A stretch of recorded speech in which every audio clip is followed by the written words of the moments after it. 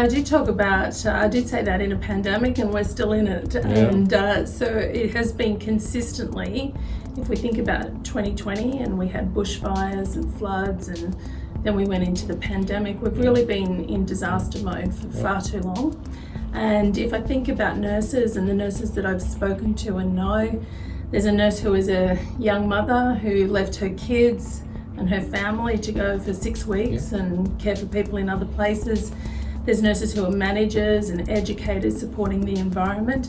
And really, I've just seen the courage and the conviction of our profession just step up and step in with their own concerns. There's been times when people weren't sure to be in 12 hours of uniform, wearing PPE all day to care for others. I know nurses whose own relatives have died and they couldn't get into intensive care and places to be with their loved ones, and then have held the hands of others. So throughout all aspects of care, wherever people live, nurses will provide care. And from the community to aged care and to the acute system, as well as to their own family and loved ones, they've just been phenomenal in what they've been able to give and how they've been able to lead. And in fact, we wouldn't be where we are as a nation without them. Well, and on so many fronts. You know, you've got the Royal Commission into aged care, you've got everything that's going on throughout the community and through the hospital system. So it's a great challenge for nurses, and the fact that they've stood up is a testament to their training and their ability. Oh yeah, and the staunch, I think it's in our DNA in Ministerial. When you choose to be a nurse, you don't think you're going to be a CEO necessarily, you don't think you're going to be doing paperwork, but the essence of why a person goes into an undergraduate course to be a nurse is really around the difference that you can make to people's lives when they're vulnerable.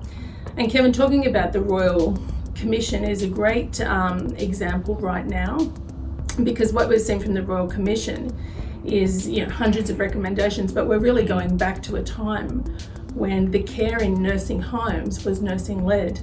And then they moved from a medical or a clinical model. There was a strong push to a social model. And you can understand the fancy homes and the grand staircases and the fountains in the foyer. And what they did was compromised on care. So while it was a person's home, nobody really chooses to leave the independence. And the care was compromised. And unfortunately in society we're seeing that now. So the importance of advocating for nursing care could never be more profound than right now.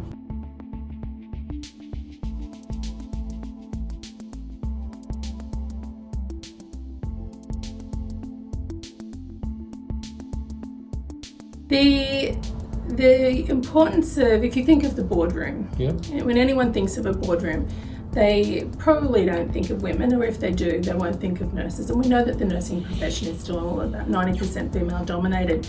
And so for me, advocacy means that nurses need to be at whatever table and whatever discussion where decisions are being made about healthcare and policy. And in fact, I would move more broadly into humanity and social justice, because health is only one component of our well-being.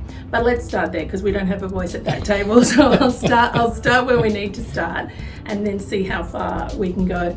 So the real importance for me in what I've been doing in this role as CEO is to make sure that nurses are skilled, that we have access, are really championed to get representation and nurses at the table. And then we need to really be confident to speak up, because often you'll go in and you'll be the only nurse in a room full of, predominantly medical or non-clinicians. So there is, the dollop of courage that's required, but fortunately we have the significant expertise in the profession.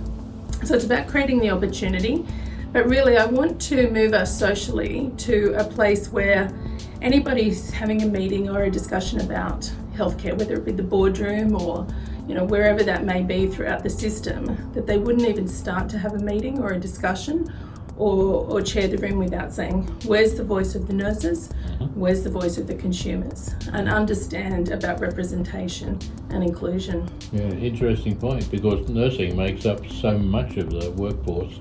Yes. And it's a natural thing, you would think, You to would. have representation Yes, and a voice at the table. And look, sometimes I think that nursing struggles with the pathology of socio-oppressed groups.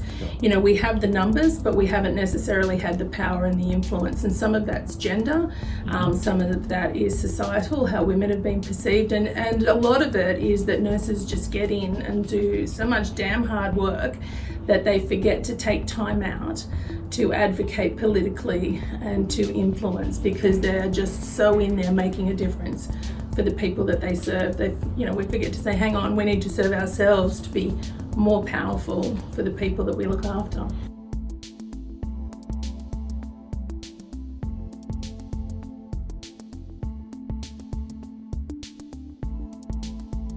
Yeah, and Kevin, you know better than anyone. You've been in this business and working with leaders for a long time and placing leaders, and there are certain skills and attributes, and you know, you could call me biased, but I don't think so, because I've seen the difference that good nursing leadership makes. And sometimes we can see what happens when the leadership component of nurses in senior positions, like any other industry, isn't there.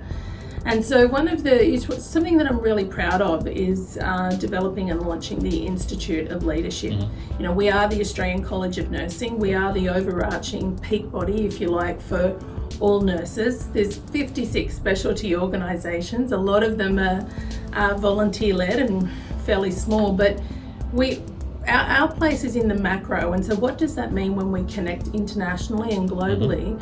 And we have our place here, and there's some common threads that I always saw that was consistent wherever you nursed, whatever stage in your career and whatever your specialty or geographical region, let's say. And that is the leadership. And it's something that I would have hungered for as an early career nurse, to even considered to be an emerging nurse leader. That wasn't, you know, so you were just kind of kept where you needed to be. And so it's really great to have that transformation and that revolution, that leadership isn't a position. Leadership is something that maybe you're born with and maybe you're not, but it's understanding how you develop those skills. And so the Institute of Leadership recognises people at every stage in their career and gives nurses outside of their employment or support network that they have access to develop the skills. And maybe somebody's sitting there saying, you know, maybe not now, but maybe in 5 years or in some time I want to be in this position. But you can start to acquire the knowledge and you know, get the courage and learn the skills and challenge yourself in one way now.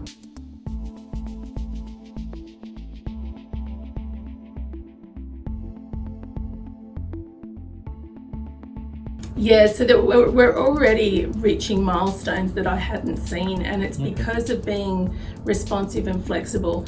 So we've put through, you know, we've got our emerging nurse leaders for early career nurses up to 5, 6. We want to give them a platform that, you know, many of us never had.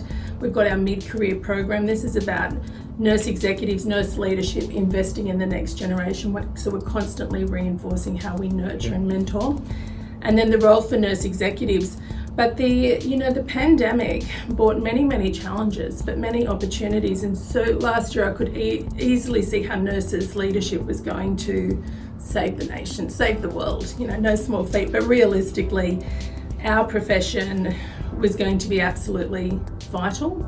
And so how could we support the profession? So there was things that we did that I wouldn't have imagined at the beginning of 2020, and it was like giving $1 million worth of scholarships to support nurses doing a leadership mindset series and creating online opportunity where we'd had face-to-face. And you would have experienced these challenges. You know, we just have to be versatile and adaptive, because people need support wherever they are. And so in 5 years' time, I see that we will have more reach, more nurses will be able to access. We're already doing work with our Pacific Islander nurses to support from a World Health, you know, from a regional perspective. I'd like to think that maybe they could be part of the program, and that we extend not only throughout all of Australia, but maybe even in the Australasian component as well, so that we're building capacity in our region. Yeah, it's interesting how disasters and big challenges suddenly see people rise up as well to address it. It's almost, you use the word opportunity, but it is almost like an opportunity for those people to go, wow, we could do this or do that. Yeah, and the reason being is it gets rid of we're a first world nation, we're a top performing OECD country, so it means we have a lot of time to indulge in tribal warfare, in pontificating and discussing, and after a while, and if I speak on behalf of nurse practitioners who can't get access to MBS item numbers, it's like, come on, just make the move. And so sometimes we just go around and around and around, and it is because of our privilege, whether people like to admit it or not. And if you put yourself in war conditions, disaster conditions, challenging environments, you just don't have that privilege to keep discussing. You just need to do. Yeah. And so at the beginning of last year, I knew that once we realised the pandemic was going global, originally we thought it was located in one area, I realised we're all going to go through this. We're all sailors in stormy waters, and you got to hang on like Forrest Gump one way or the other. But realistically, we're all going to navigate. We'll do a good, bad, or indifferent. But there will be a time when you get to the other side. But the death and the destitution and the not only morbidity but the mortality, what that means, we have a way of influencing. And so that's where I took my thoughts, not only what I could do now to do everything I could to support the profession and the organisation, but always had that long view of how we're going to come out after this and how we're going to recover. Yeah. And your view about how well Australia's handled this? I think the stats speak to it. It did highlight the challenges of federation, and depending on maybe where you lived, and I think this is probably one of the first times in our history that we've really seen the role of the prime ministers in the states and the jurisdictions. And so of course I was caught in lockdown for 4 months in Victoria, so really got to understand the mental health component and almost the pain body and the energy of being feeling trapped. And then coming back to Canberra, and shops are open, movies are open, and I'm thinking, do you know what we've all been through? Not being allowed to go out after 8, go to the shops, that 1 hour outside. So it's even interesting in one nation, the type of different experiences, and of course everybody will have their own story and own experience. But I think that the fact that we have done so well, and what does so well mean? Almost 1,000 people have died. We've had hundreds of deaths secondary to the bushfires. 34 people died from the bushfires, another hundreds died because of smoke inhalation. So, we've got to work around these natural tragedies, and so we've done well compared to other places, but you don't want anyone to lose a relative or a loved one that doesn't need to. No, not at all. Yeah, so we've contained it. We should be very proud, but let's hope that we never have to experience this again.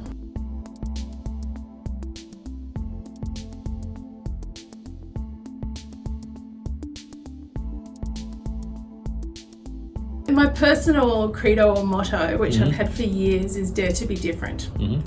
And when I was little, I was different, and you're desperate to be the same. And so you do a lot of personal work throughout your life if you want to, and if you're fortunate to really understand how to embrace who you are. So for me, daring to be different is one of the toughest things that I think anyone can ever do, because society is just craving for conformity. And so anyone who steps out of that, is really putting yourself out there for, criticism or whatever that may be. So the most important thing really for me, Kevin, is who am I? Who am I without a title? When Kylie, wakes up in the morning and goes to bed at night, is she okay with all the battle scars or the criticisms or the compliments? But am I doing what I believe, I was born to do and driven to do? And so that is really my credo, is dare to be different, because the world needs different. And I think that the last year has seen just so many champions stand up and be true to who they are without worrying about what's around, and we're better for it.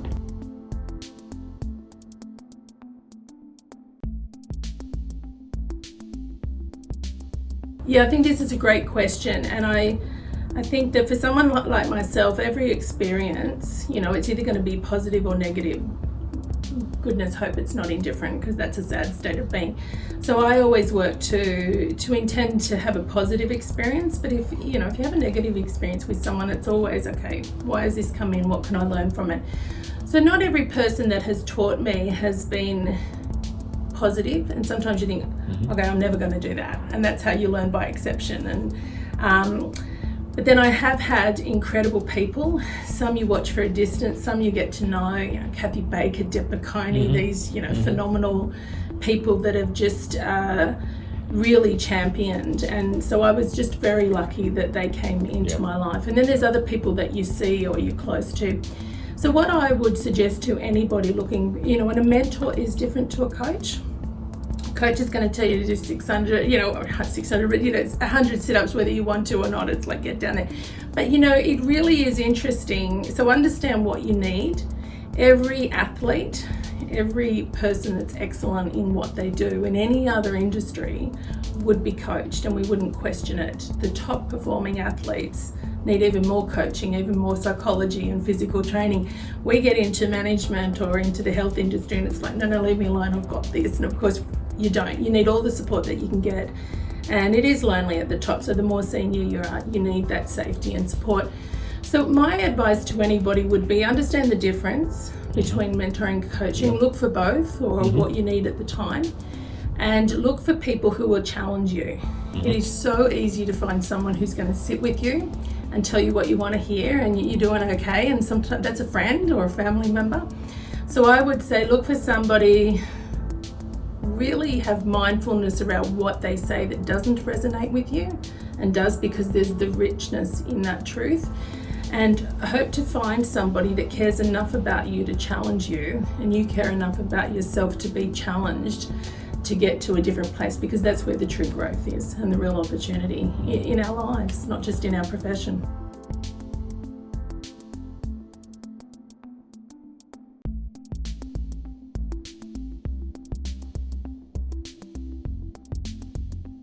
Definitely informally, but to be honest, for someone like me, I tend to hold a few trusted people close to me.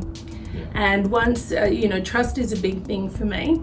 I'm a Capricorn, just in case you want to know. But so it takes a lot of time to build that trust, and I'm more of a giver. So it's also quite hard to receive. But once you've got those few people around you and you know that there's safety, there has to be safety. And for me, I always say to people that I'm coaching, I'm hoping this is uncomfortable, but it's not going to be unsafe. So, we're going to need to grow and stretch. And so really it's around those people that you can trust. And so one of the things that I really appreciate is not only being supported through a period of time, but also someone that you can come back to. You can pick up the phone and say, I've just got to talk this through with you and just give me clarity. Help me off the ledge, help me see the way through. I'm in my head, get me grounded. And that is a really precious relationship, isn't it?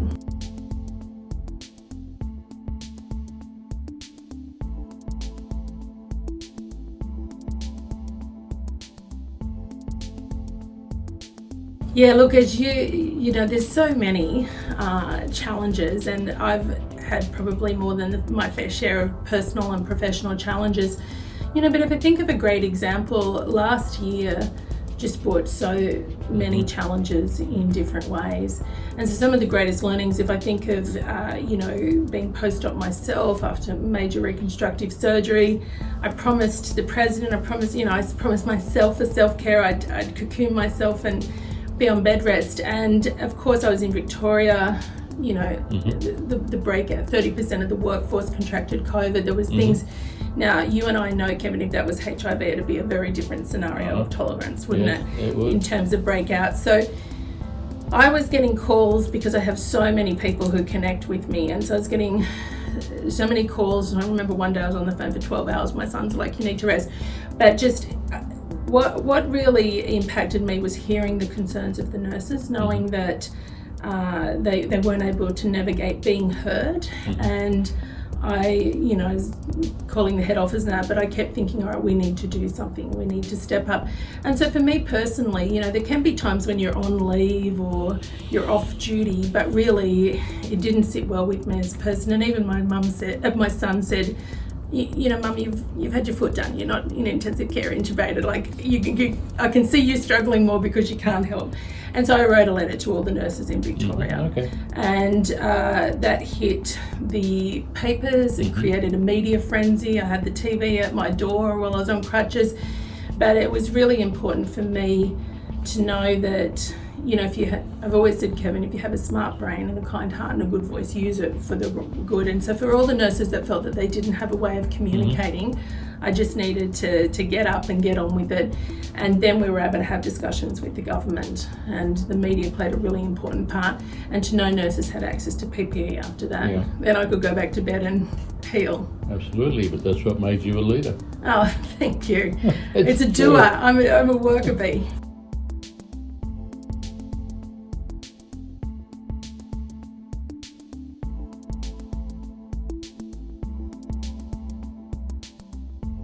You know, one of the things that I've been thinking about, you know, I think there's privileges in being a single mum or because you get a lot of time to think. One of the things I've been thinking about in the last few weeks is we're making history right now, and I knew that last year. And, you know, 100 years ago, everyone had an image of what a nurse looked like and who she was, and I'll be very gender specific. And, you know, we've got a sense of the scrubs and who we are now. But 1,000 years ago, people needed to be nursed, and people have required care as long as people have been alive, from the dream time to everywhere. And so people will always require care. Will it be in the way that we present ourselves now? It's different to 100 years ago. And where will we be in 100 years? So sometimes there's that overwhelming sense of what we do now will matter for people's grandchildren that we may never get to meet. And I just feel an overwhelming sense of possibility with that really gives me, you know, because the generosity, the belief in people, and I think we've really got to do everything we can now. And the real challenge for the nursing profession is being too busy. And because we give so much. So I'm just sort of in that mindset of what will nursing look like in the future. People will require nursing care. Will it be by a registered nurse or an enrollment? Will it be by somebody that identifies as we do now? And really, we have no idea. We can't even predict 10 years at the moment. And so for me, the sense is, you know, I would really give a call to action for all nurses, all the men, the women, the non-binary people that choose to be part of this profession, locally and globally. As tired as we are, as frustrated as we are, as much as, you know, the person that we work with doesn't treat us well or loves us so much, we really need to rise. We need to stand tall, and we need to say, who are we now? What are we going to command? And how are we going to take that into the future? And everything that we know about professional practice and about the integrity and the humanity of what we do and how we deliver care needs to really be sort of cemented right now.